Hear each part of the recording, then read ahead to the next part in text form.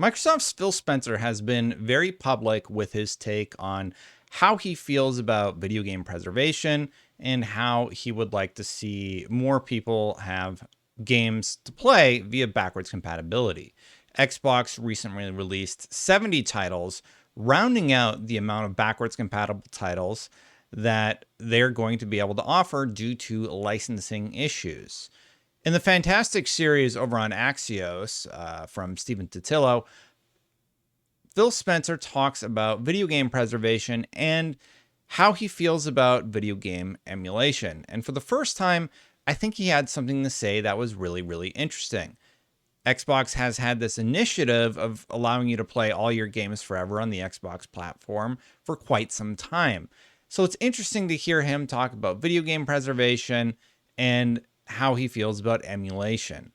Let's talk about this Axios series and my reaction to what he said.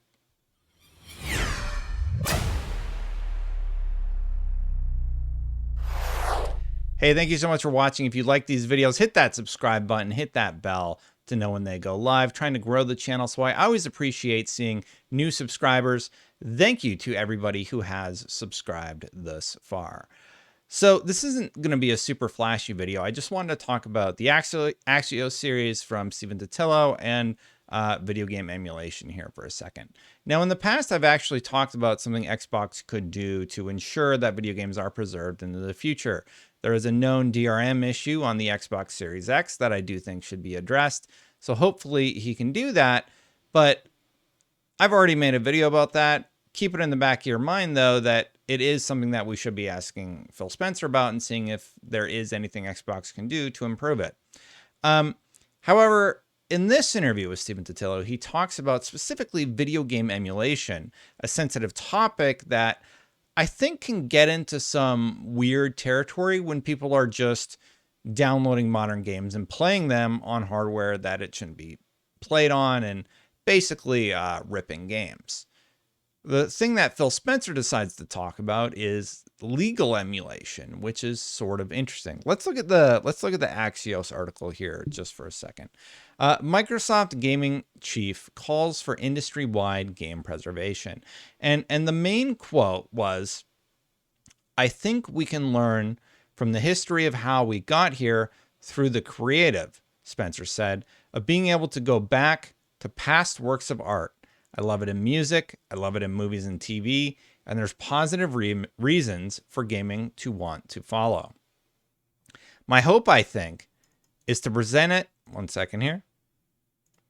"My hope, and I think I have to present it that way as of now, is as an industry, we'd work on legal emulation and allowed modern hardware to run any, within reason, older executable, allowing someone to play any game." And I want to dive into that for a second because he specifically outlines older executable and even like games that are 20 years old are quite difficult to find. There's a lot of MS-DOS games, especially, that are very difficult to locate and very difficult to play, some of which are just gone forever. MS-DOS, as you know, is sort of like it's the back end of Windows, really, and how the whole platform was built. But being able to run those games now and even get to experience them and remember like where we were at as an industry, it's not an easy thing to do. And in some cases, it's simply impossible. Go and try and find the very old X-Men arcade MS-DOS games and see what was going on there. And yeah, we all know, we've all heard the story about the more modern, I say as an old person, ET games being buried in the desert because there were so many of them. And now I think maybe they're harder to find now. I don't know. Seeing there were so many, I have to imagine they're quite easy. It's a really interesting topic because you get into this territory where if somebody makes a game and releases it and they're just no longer compensated for it. But do we want that game to be lost to time forever? And separately, I hope Xbox is taking actual steps to make corrections in their own platform, which currently has an issue that is commonly known as CBOM, which prevents people from being able to play games without an online connection. As we move toward in the future, internet is becoming more and more common, but there are places that still don't have internet access readily available. And while Xbox is taking steps with the cloud and other access options in the future, possibly on Samsung televisions, that is good, but it would be great to see the console issues with the Xbox brand addressed, as PlayStation has addressed a similar problem, allowing games to just be played and fixing the common C-bomb issue on the PlayStation platform. It's a question I'd like to ask Phil about, but it is interesting. I do think he truly cares about emulation, or not emulation, backwards compatibility, and being able to access all of these games into the future. And even if a game isn't its greatest, like, people should be able to experience those and learn from either the mistakes in those games, or just get to remember a time when video games were primitive. If you even go back to the Atari era for console gaming, you can sort of see where we were at and admire how far that we've come based on that graphical difference. There was one other quote here. Let me just look here.